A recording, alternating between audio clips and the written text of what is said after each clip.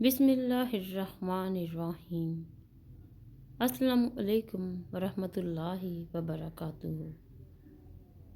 اے بادشاہوں کے بادشاہ، اے کائنات کے مالک، اے باری تعالیٰ، اے پاک ذات، میرے پیاروں، اپنوں اور دوستوں کو ہمیشہ اپنے فضل اور کرم کے سائے میں رکھنا، ہر بیماری سے بچا کر تندرست اور آباد رکھنا، ان کا ایمان سلامت رکھنا اور ان کو ہر مصیبت سے بچانا، آمین ثم آمین۔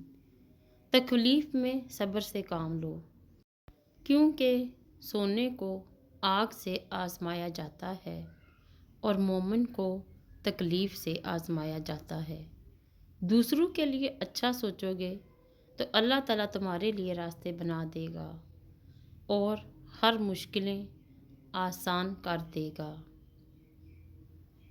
بے شک زندگی تھکا دینے والی چیز ہے، اور جب تم تھک جاؤ تو اپنے رب کو یاد کرو، کیونکہ سکون تو صرف اللہ تعالیٰ کے ذکر میں ہی ہے۔